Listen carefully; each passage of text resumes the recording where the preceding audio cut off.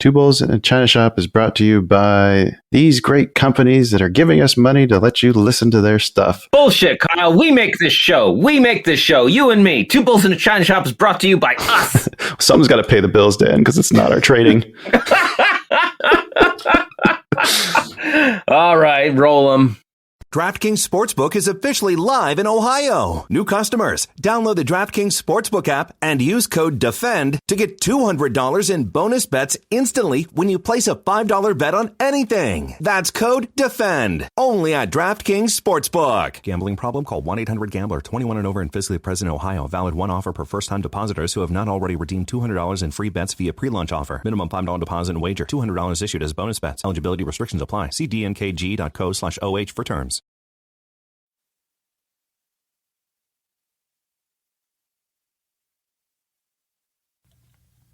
Become a part of the Horton team. We're looking for welders, painters, assemblers, machine operators, cabinet makers, and other positions to build emergency vehicles that help save lives. Join us at our hiring event on Wednesday, January 18th from 2 to 5 p.m. at 3800 McDowell Road in Grove City. We offer a huge $1,500 sign-on bonus and great benefits such as 401k match, medical coverage starting day one, and much more. For more information on what Horton can do for you, visit careers.revgroup.com and search Grove City. You are listening to an entertainment program put together by a company called Financial Ineptitude. Anything said on this show is not an endorsement or professional advice. Would you really want to tell a court of law you were suing us because you thought taking financial advice from two idiots on a podcast put out by Financial Ineptitude was a good idea? Really? Clown hat smiley face. Hello, everybody, and welcome to the China Shop. I am your host, Kyle, and joining me for today's news update is, of course, Erik from ES Invests. Before we start jumping into today's topics, I'd like to take a quick moment to say thanks to our friends and sponsors at Manscaped, Trade Pro Academy, and Orderflow Labs. Manscaped is the best in men's below-the-waist grooming with precision-engineered tools for your family jewels. And with those holidays over and our new affiliation with them, our 20% exclusive discount and free worldwide shipping using promo code 2bulls at manscaped.com is there for you to take advantage of.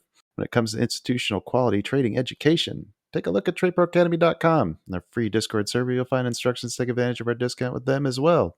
And for all you degenerates who enjoy trading futures, you'll definitely want to look into the custom tools and studies over at orderflowlabs.com. And of course, if you want to stay up to date on everything Erik is doing, he's got a YouTube channel, ES Invests, and you can also follow him on Twitter. And lastly, be sure to reach out with your suggestions, corrections, or questions for future guests. You can do that via email at twobulls@financialineptitude.com, or you can just join our free Discord server where a bunch of amazing people gather to share our struggles and lessons learned with other like-minded market aficionados. And yes, the spelling is correct now. Nice. We'll have all those links in the episode description as well. And one final bit of news that I wanted to discuss or bring up here. This is not market news, but this is actually show news. Dan will be coming back to the show starting Friday. So look for that weekend episode. We'll probably be discussing what that's going to look like going forward. I think Dan is going to be starting some new projects too, so we'll get to discuss that. But I'll save that for when he's here. What about you, Erik? You got anything new going on? Bought a car. I saw that you bought a Lambo. Did you really buy a Lambo, or is that just a joke? I bought a McLaren, not a Lambo. No, a McLaren. Sorry. Yeah, I bought a McLaren 570S. Is that brand new, or did you get used? No, it's used. It's a 2017. 27. What's the resale value on those? How well do they hold their value? They don't hold their value worth anything. But I think this one went for like 210 new, and they're selling for like 165 now. That's not bad. Yeah, I mean, for a supercar. Yeah, the for me, like, I hesitate with stuff like this because it's like the stereotypical like bullshit artist to have a nice car somewhere. Right. But I am conflicted because I am genuinely an automotive enthusiast. Like I've talked to you about the Corvette before that's built. Yeah. So for me, this is just a way to check out a new platform. I've never had a mid-engine car. I'm really excited to check out just a very different style. It's paddle shifting automatic, which is completely new to me. So yeah, for me, it's a fun way to enjoy, some. Well, you gotta treat yourself sometimes. Yeah, dude. And for me, it's also just an interesting, yeah, an interesting way to also create new content because one of my previous favorite things to do is a segment called Car Chats. And I would just throw my phone on like a mount in the car and I would drive around in the Corvette and I would drive around because I really enjoy driving. And Yeah. for me, there's something very tranquil about driving and like processing thoughts. That's normally what I do when I drive is process thoughts. Hmm. And unless I'm driving like really aggressively, then there's no thought other than, how good are these tires right now? Or speed. But yeah, exactly. But so it'll be cool to reboot that. I had to kill it because the Corvette got too loud and I couldn't hear anything. Would you do a cam swap on it or something? So, oh, dude, I mean, right now it's like a little over 1,000 horsepower to the wheel, so it's just pretty much entirely built at this Man. point. Yeah, it's turned into Frankencar. I mean, dude, I installed a lift in my garage to work on it just because it's been like I used to build cars as a kid, Mhm. and I had like an attachment with the Corvette because one of the first cars I worked on was a white Corvette C3. And anyways, so when I got this thing, I was just like, all right, man, time to get to work. And I just started working on it. I was like, wait a minute, like I can get a lift. I don't have to lay on the ground anymore. I'm Gucci. I'm bougie. so, so I put a lift in, and yeah, so my wife also got a little over going for drives in the car. She literally was just like, I'm glad that you like the car, but I don't really like driving in it so much anymore because my ears Yeah. hurt afterwards. And I was just like, that's pleasure. You gotta, it's like ear pleasure. It's a little pain, but it's pleasure. Yeah. It doesn't ring as true to her, I guess, as it does to me. So yeah, I'm actually stoked to try out a new platform, have some fun. But yeah, that's actually happening. It's coming from San Francisco. I saw the pictures. The thing looked pretty sweet.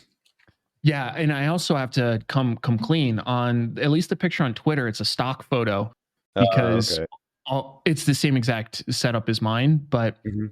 I used a stock photo because all the pictures of the car that I actually bought, they had the doors open and they have the dihedral doors that open, like up. And I always feel like it's such a douchey thing. So I literally went for a stock photo so I didn't have the dihedral door in the photo.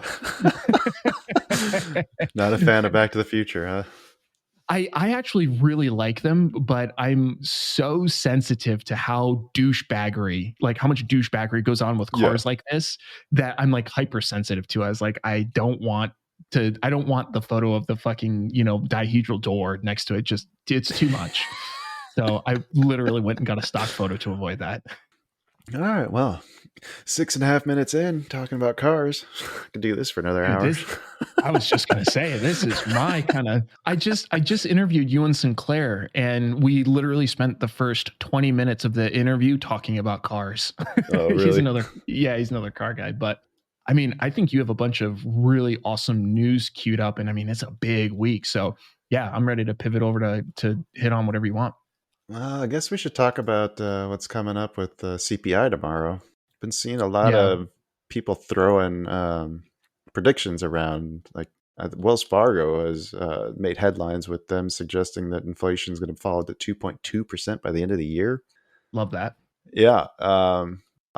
Surprisingly, though, they do actually have history on their side. It looks like over the last 8 economic cycles, as far back as like 69, 70, the average decline in the pace of inflation has been about 70%, and they're predicting 76 on this cycle.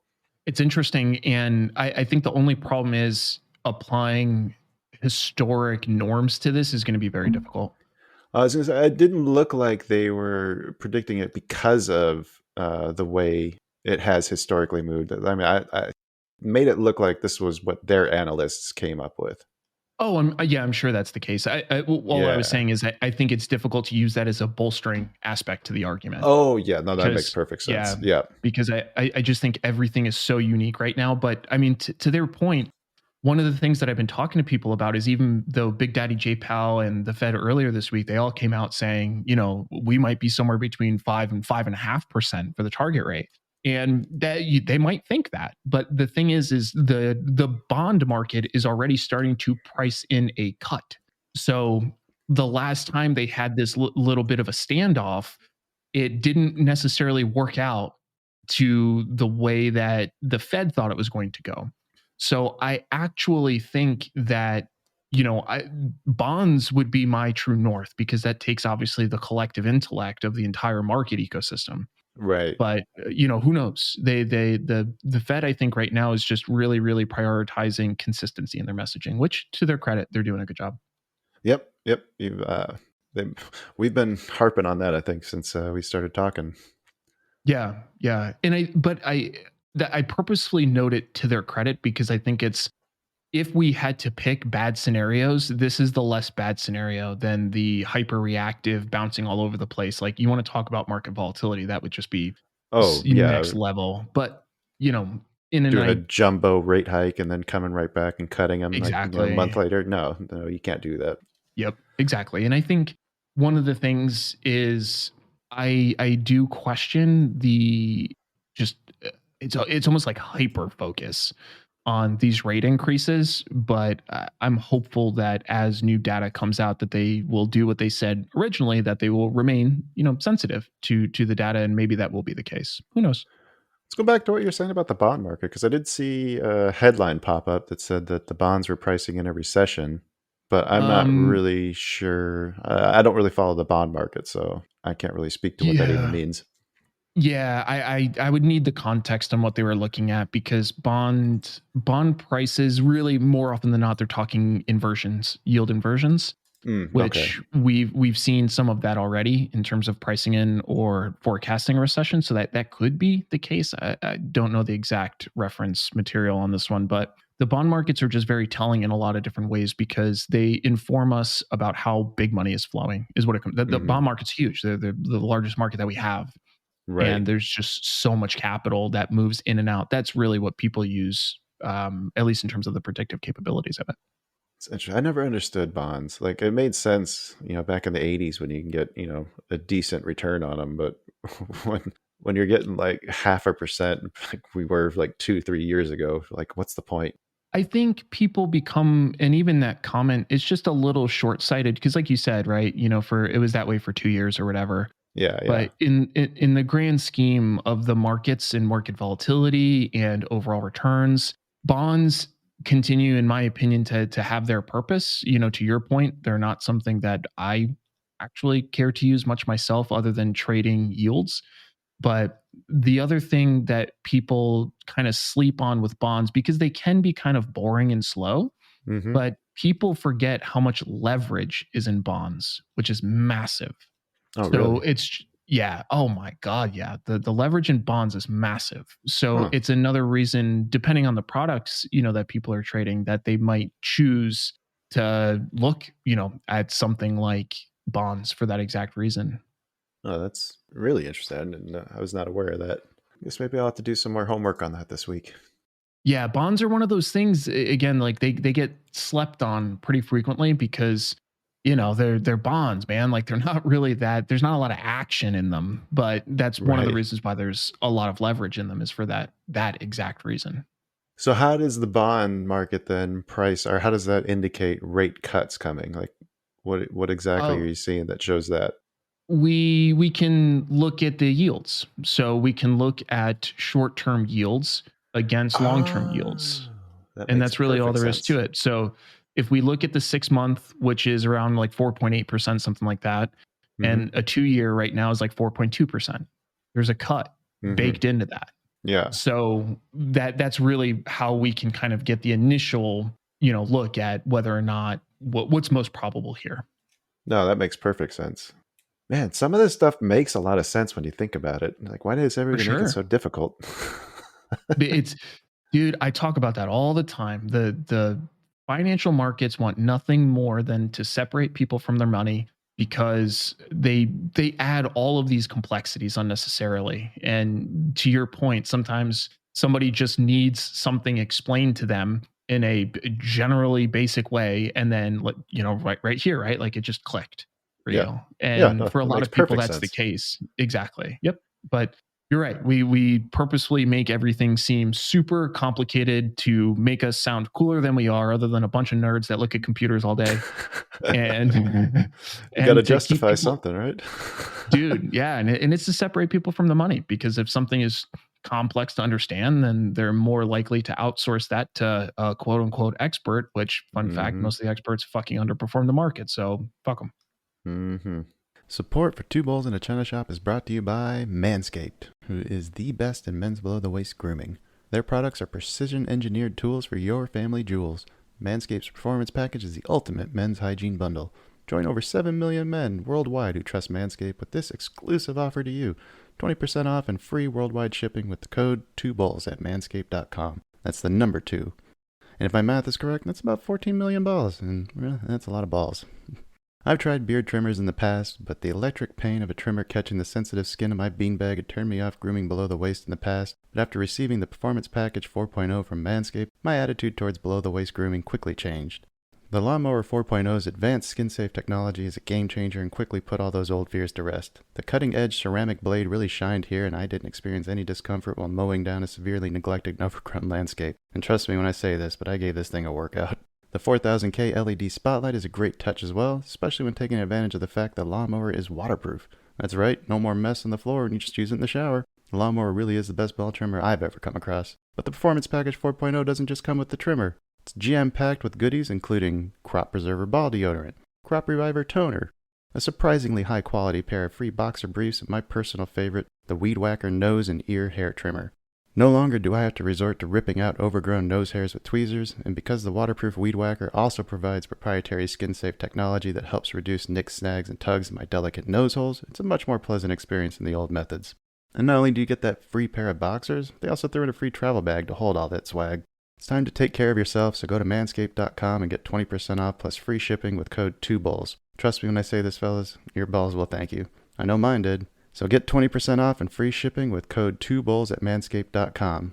That's 20% off with free shipping at manscaped.com and use code 2BOWLS. And that's the number 2. Unlock your confidence and always use the right tools for the job with Manscaped. Okay, so now that you've explained bonds, then can you explain the economy? Dude, I wish I could. Who knows what's going on here?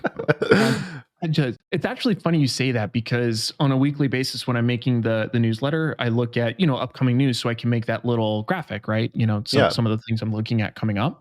And some of the times as I'm looking things up, I'll just start going into the previous reports out of sheer curiosity.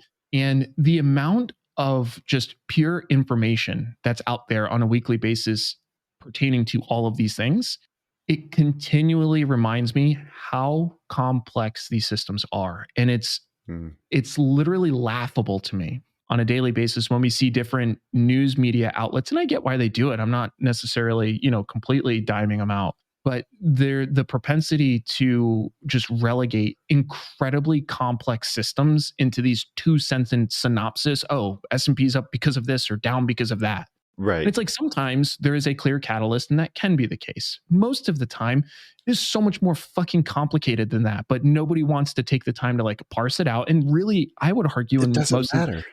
It's impossible. You literally could. There's so many inputs. So yeah, how does the economy work? What is that information even going to do for you if you do figure out why it went up yesterday? Because what are the chances of those exact same conditions repeating again in your lifetime even?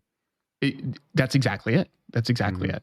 I think, when we talk about the economy and we look at the economy, we can definitely find higher efficacy metrics. It's my same approach to technical analysis. It's why I use certain things and not other things, is because there's an observable higher efficacy ratio compared to, some of the more, I guess you can call them nuanced technical tools. And it's literally for that same reason, because we can get an idea of what's most likely, but yeah, to relegate extremely complex systems into these very clean and neat 1 to 2 sentence headlines it's laughable. Well, speaking of extremely complex systems, you mentioned before we started, before I hit the record button, about oil's big headline today. Yeah, and it's interesting because it goes beyond just oil. It goes to gasoline inventories and then also distillate inventories. So what was the headline? So EIA crude oil inventories, they were forecasted at negative 2 million, and they came in at positive 18.96 million. Holy shit. EIA gasoline inventories were estimated at 0.75 million, and they came in at 4.114 million. I saw And the then gas distillate, one. yep. And then distillate inventories, they were expected at negative 1.35 million, and they came in at negative 1.07 million. So all of these came in. Inventory is obviously building in a pretty big way. I was Wonder. So, do you have the two sentence synopsis of why that's the case? that's it, it looks, yeah, I wish I did. It looks like there's a bit of a mix between imports, exports is one of the primary things I'm looking at, is some variance between those figures. But other than that, there's got to be some sort of bigger catalyst somewhere. I was going through the oil and gas journal earlier briefly, and they just kind of reported the numbers. I didn't get a chance to like truly understand like what's the deal here. Right. How much of it do you think is Russian oil sneaking its way into the market? That's another really great question. Really, really difficult to tell. Yeah, they don't really like stamp those like made in made in God damn it, I was trying to think of a Russian province, but I can't. Made in Well, Siberia. I mean, the other thing is, not to go like too deep state, but who's to say that Russia didn't export it to OPEC and then OPEC bottle it up? And you know what I mean? Like it's just Oh yeah, yeah. very, very tricky. Or any one of those other countries that don't really like us. I mean, India's buying gas from them or oil from them. Pretty sure they're on good terms with like Venezuela. Yeah, and I mean they're making shit. I mean they're making decent money. Yeah.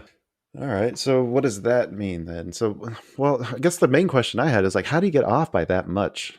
Like, how do you go from a 2 million draw to an 18 million barrel build? That's what makes me think that there's a pretty significant catalyst somewhere. Yeah. And I don't know enough about it to discreetly say what it is, but to your point, I would view that as an outlier scenario. So my guess is there's a catalyst of some sort. I just don't know what. Or somebody who's putting the estimates together missed a zero. Yeah, and I mean the propensity for, well, that would be hilarious actually. That would Oh, it make would me. be amazing.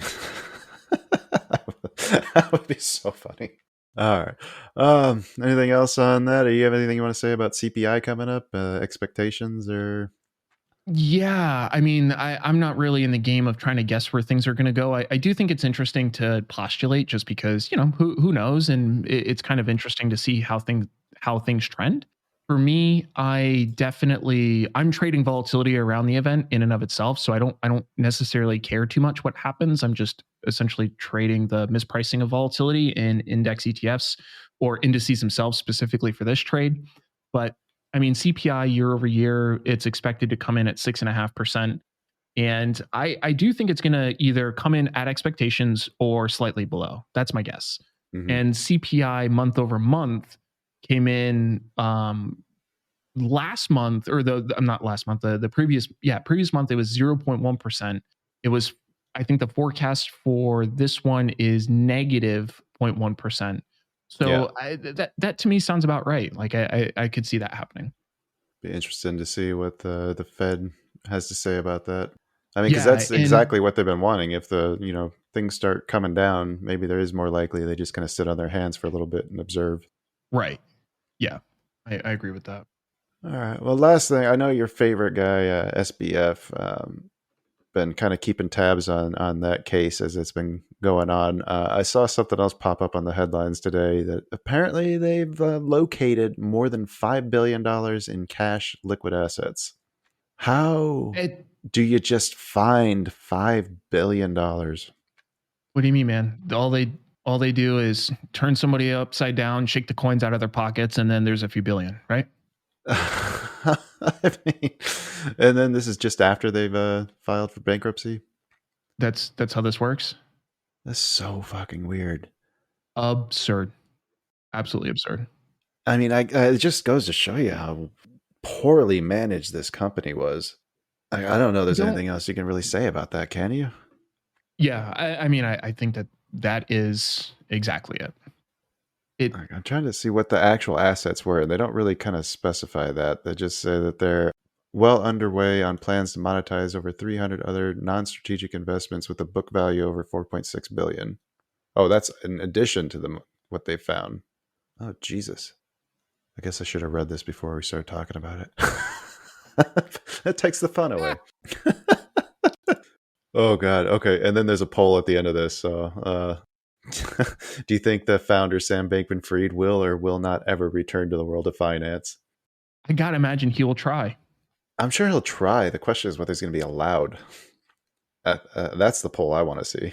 Yeah, because there's a good chance. I mean, I imagine something like that is, yeah. I just because it's also such a landmark case. It's so unique. So Yeah. yeah, I feel like it's. I feel like they probably will go harder on him if I had to guess. I hope so.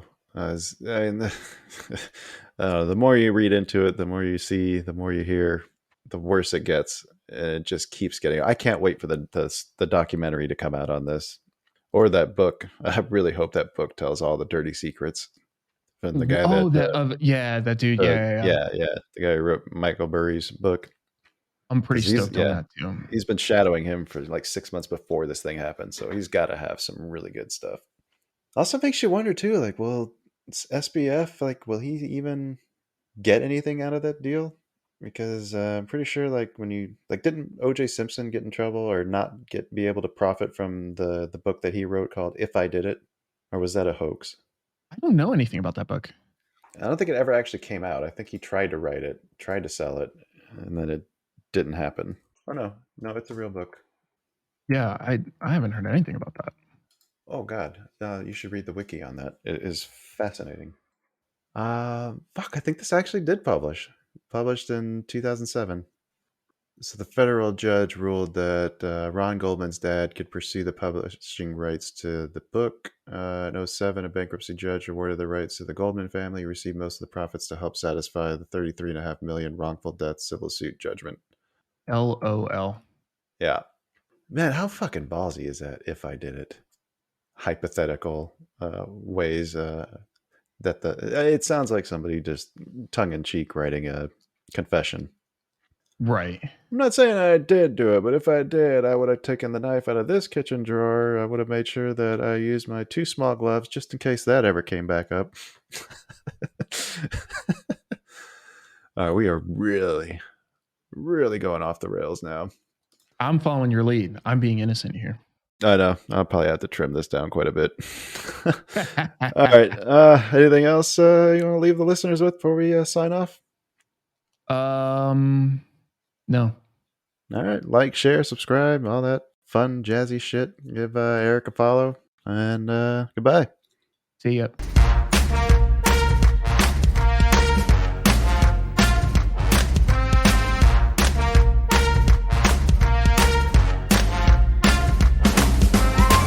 Two Bulls in a China Shop is an entertainment program, and all thoughts and opinions expressed in the show belong to the hosts and not of any company. They are not intended to provide specific advice or recommendations for any individual or on any specific security or investment product. It is only intended to provide entertainment about stocks and the financial industry of trading.